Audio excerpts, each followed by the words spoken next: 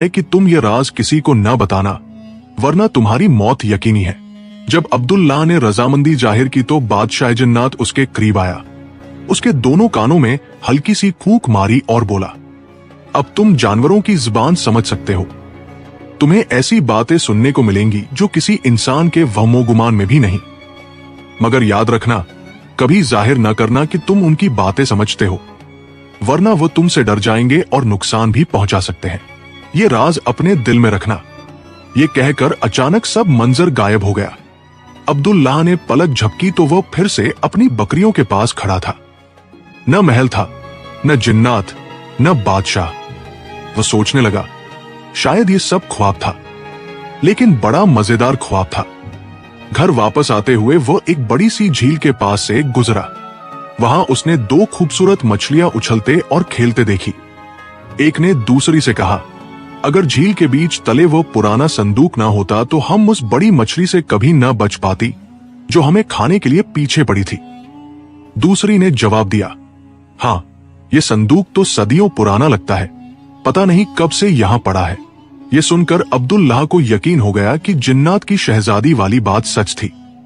उसके दिल में तजस्सुस जागा, आखिर इस संदूक में क्या है। वो फौरन झील में गोता लगाकर नीचे पहुंचा। वहां वाकई एक भारी सा पुराना संदूक था जिस पर जिंग आलूद कुन लगा था। बड़ी मुश्किल से वह उसे खींचकर किनारे तक लाया। फिर सोचा, अब इस कुन को चाबी की जरूरत नहीं। एक बड़ा पत्थर उठाकर जोर से मारा, कुन टूट गया।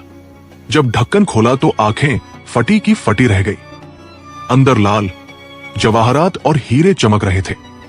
अब्दुल्लाह ने इतना ही निकाला जितना जरूरत था और बाकी संदूक को करीब ही खोदकर जमीन में दफना दिया। घर पहुंचकर बीवी से कहा, बीबी, आज मुझे एक खजाना मिला है, इसमें से इतना लाया हूं जो हमारे लिए काफी है। बीवी फौरन बोली, ये खजाना कहां से मिला? अब्दुल्लाह को बादशाह जन्नात की हिदायत याद आ गई, इसलिए खामोश हो गया। बीवी ने कंधे अचकाते हुए कहा, छोड़ो ये बात, बस उम्मीद है कि इस बार अक्ल से काम लोगे और माल संभाल कर रखोगे। अब्दुल्लाह ने नरमी से जवाब दिया, मैंने हमेशा गरीबों का हक दिया और अल्लाह ने मुझे इसका कई गुना लौटा दिया।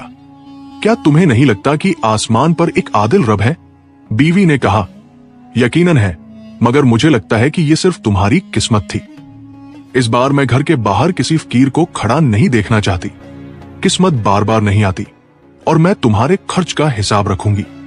अब्दुल्लाह को बीवी की नाशुक्री पर दुख हुआ। दिल ही दिल में कहा, अल्लाह मेरे सब्र और ईमान का इम्तिहान ले रहा है। उसने फैसला किया कि